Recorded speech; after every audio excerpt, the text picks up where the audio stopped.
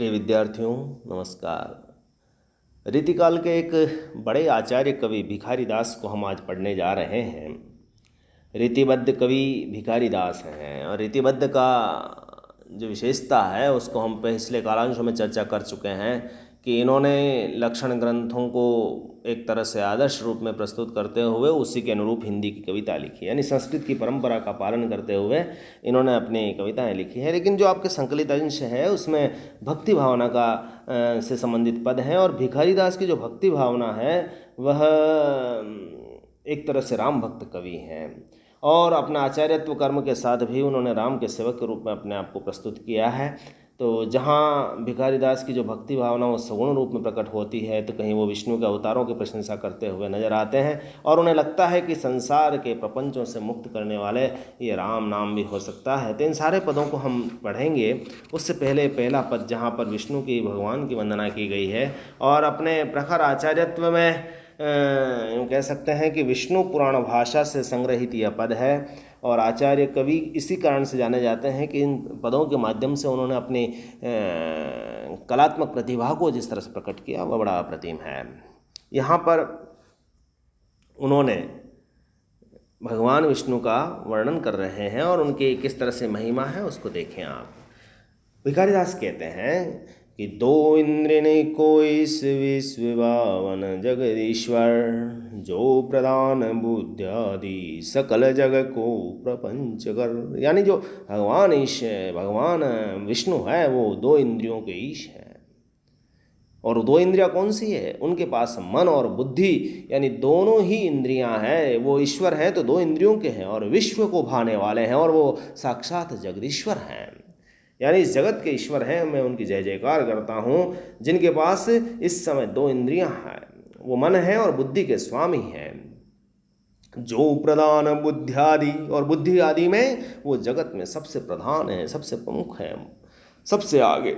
उनकी बुद्धि की तुलना किसी से भी नहीं की जा सकती। और सकल जग में वो प्रपंच करते हैं, यानी पूरे जगत में लीलाएं करते हैं। प्रपंच का आशय यहाँ पर उनकी जगत में लीलाएं करते हैं, यानी सृष्टि में जितना भी निर्माण हो रहा है, सृजन हो रहा है, वो सभी भगवान विष्णु के कारण हो रहा है। यानी मैं ऐसे भगवान विष्णु का नमन करता हूँ।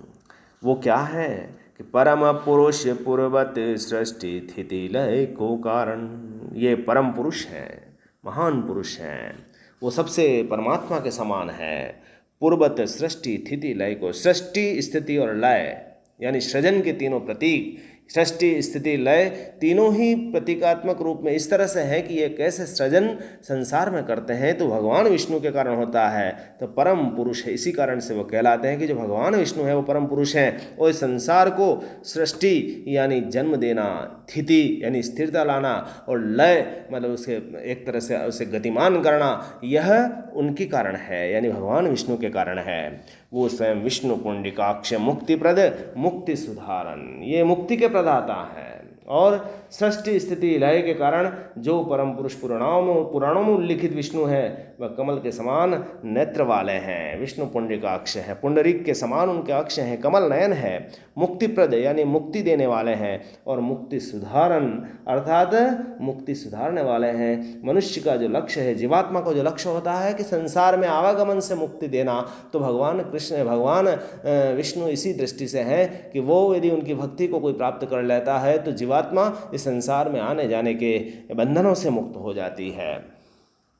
आगे भिखारी दास क्या कहते हैं कि जय ही दास ब्रह्म अक्षर कहिय, जो गुण उदती तरंगमय, ते ही सुमरी सुमरी पायनी परी, करित जयति जयति जय। जयकार कर रहे हैं वो विष्णु की भक्ति भावना जगाता हुआ कवि कहता है कि मेरे विष्णु मुक्तिदाता है, मुक्ति सुधारण है, प्रपंच कर जगदीश्वर तो है ही। यही सोचकर मैं उन्हें ब्रह्म अक्षर यानी अज्ञात ब्रह्मा कहकर पुकारता हूँ। मेरे हृदय रूपी सागर में भक्ति भावना की तरंगें उठती है। जय ही दास ब्रह्म अक्षर, मैं उन्हें ब्रह्म कहता हूँ, साक्षात परमात्मा कहता हूँ, अक्षर कहता हूँ जिनका कभी क्षरण नहीं हो सकता। जो गुण उनके जो गुण हैं वो उदधि सागर के समान है, जो सदैव तरंगित होते हैं मेरे हृदय में भी और संसार में भी। मैं जो उनको देख पाता हूँ, समझ पाता हूँ, और इसी कारण से मैं ते ही सुमरी में उनका स्मरण करता हूँ।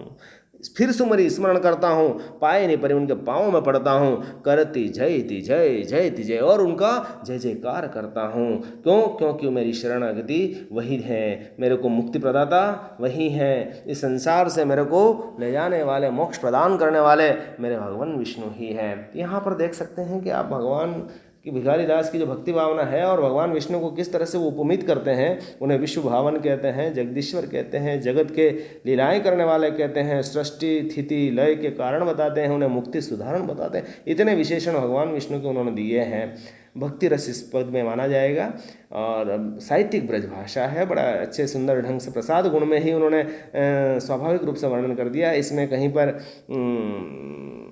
व्यंजना का प्रयोग नहीं है, लाक्षणिकता जरूर थोड़ी बहुत है, लेकिन भाषा का जो चयन है देखें आप, परम पुरुष पूर्वत षष्ठी स्थिति, अब यहाँ पर अनुप्रासिक छटा है, कहीं अंत्यानुप्रास है, कहीं आरंभिक प्रधान बुद्धिया। अब यहाँ पर एक लय है, आंतरिक लय दिखती है। इंद्रिन को इस यहाँ पर भी अनुप्रासिकता है। तो अंतिम पद में तो एक तरह से नाद उत्पन्न हो गया है।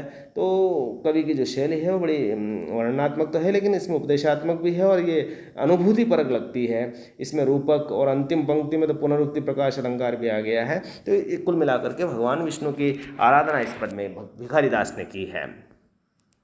अब हम आगे बढ़ रहे हैं और यहाँ पर वो राम भक्ति का यह पद है और इसमें अपने मन को समझा रहे हैं और ये समझाने की कोशिश कर रहे हैं कि राम उसके लिए सर्वस्व है और उनका नाम का हमें स्मरण करना चाहिए, तभी हम संसार सागर से पार हो सकते हैं।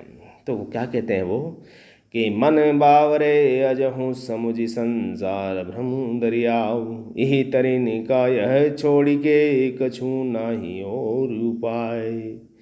किले संग भक्ति मल्लाह करिया रूप सो लीलाऊ, श्री राम सीता चरित चर्चा शुभ्र गीता नाऊ। श्री राम और सीता के चरित्र की चर्चा करें, यही शुभ्र गीता है। हे मेरे मन, तू बावरा है रे, पगला है। और बावरा मन इसलिए कहा है कि तू संसार के आकर्षणों में बंधा रहता है, तुझे वास्तविकता का ज्ञान नहीं है।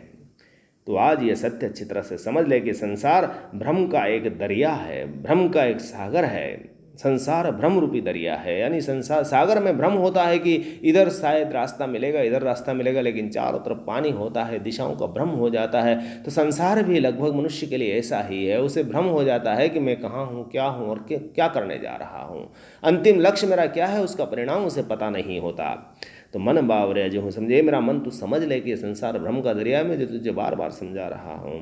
और यही तरिन का यह छोड़ के कछु नहीं। और राम भक्ति रूपी जो तरिन का है, मतलब ये एक, यदि कोई समुद्र के भ्रम में हम फंस जाते हैं तो उसको पार कराने वाला कौन होता है? तरिन का ही होता है, यानी एक नाव ही होती है। तो राम भक्ति रूपी नाव ही है जो तुम्हें इस संसार सागर से निकाल सकती है, कुछ नहीं और उपाय। तो सागर में जिस तरह नाव की स्थिति होती है, उस पानी में तैरती हुई नाव ही उसको तट पर ले जा सकती है। तो मनुष्य यदि संसार के भ्रम में उलझा हुआ है, अपने रिश्तेदारों के भ्रम में है, वहीं कहीं लोभ मोह काम क्रोध नाते रिश्तेदार सभी उसके लिए भ्रम पैदा करने वाले हैं। कबीर यहाँ कहते हैं कि संसार ये माया महा ठगिनी, केशव के कर कमला, यानी संसार को माया का प्रतीक बता देते हैं। यहाँ का कबीर एक जगह ये भी कह देते हैं, आपने पढ़ा होगा कि संसार आग लगे बरी जाना है, संसार कागज की एक तरह से नाव है जिसमें बूंद पड़े गुल जाना है। यानी कुल मिलाकर संसार को नश्वर हर एक संत कवि ने भी बताया है और भक्त कवियों ने तो बताया ही है। तो कुल मिलाकर के संसार में भ्रम ही ज़्यादा है, इस पद में देखा। और इसके लिए उपाय भी बताया है कवि ने कि जो जिस तरह से सागर में एक नाव किसी भी व्यक्ति को डूबने से बचा सकती है, तो यहाँ पर भी यही है, ये तरिन का है राम नाम की। तो आगे क्या कहते हैं वो कि ले संग भक्ति मल्लाह करिया रूप सोले लाओ, श्री राम सीता चरित चर्चा शुभ्र गीता नाऊ।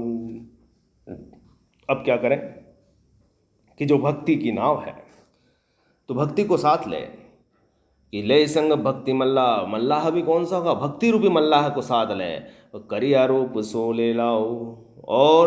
और श्री राम सीता चरित चर्चा शुभ्र गीता नाऊ। ये जो तू भक्ति रूपी नाविक ले, और राम नाम के संसार में कभी नष्ट होने वाली नाव नहीं है, कभी नष्ट नहीं होगी ये नाव, न कभी डूबेगी। और सीता के पावन नीतिवादी और भक्त उद्धारक चरित्र को तो अपने साथ रख और उसका गुणगान कवि करते हुए उसके साथ ही नाव में सवार हो जाए। यानी तू उस नाम का स्मरण कर ले, सीता के चरित्र की चर्चा को सुन करके स्मरण कर ले और उस नाव में, भक्ति की नाव में, भक्ति की रूपी मल्लाह के साथ उस नाव में बैठ जा। वह भक्ति रूपी मल्लाह तुम्हें उस नाव के माध्यम से इस संसार रूपी सागर के मोक्ष से तुम्हें निकाल देगा और ले जाएगा।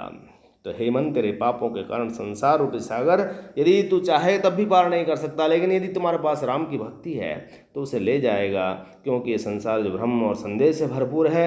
यदि तू इसका सहारा लेता है, इसे शुभ्र गीता मान लेता है, किसको, श्री राम और सीता के चरित्र को, उनका गुणगान करते हुए, तो तू संसार सागर से पार हो जाएगा, अन्यथा तू यहीं भटकता रहेगा। तो यहाँ देखें कि इन पदों में कवि की दृष्टि में जो संसार है वह नश्वर और भ्रमयुक्त है और उसे छोड़ना में ही एक सार्थकता बताता है।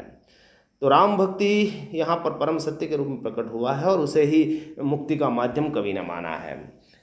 अंतिम पंक्ति आपने देखी होगी कि श्री राम सीता का गुणगान को पवित्र गीता बताया है, यानी कितनी अटूट आस्था कवि यहाँ पर व्यक्त कर रहा है। भक्ति, मल्लाह के प्रतीक में, संसार भ्रम रूपी दरिया में तरीना, यानी तीनों में रूपक की पूरे छटा है। इस पूरे चारों ही पंक्तियों में आप रूपक के सांग रूपक अलंकार को देख सकते हैं। भक्ति रस है ही, शांत रस भी कह सकते हैं, और निर्वेद भाव इसमें प्रभावी रूप से व्यक्त हुआ है। पद में साहित्यिक ब्रज भाषा है और एक तरह से उपदेशात्मक शैली है, जहां मन को संबोधित करते हुए समझाने की कोशिश हो रही है। आज हम इन दोनों पदों को ही पढ़े हैं और इन दोनों को आप व्याख्या करें, इनको समझने की कोशिश करें। धन्यवाद।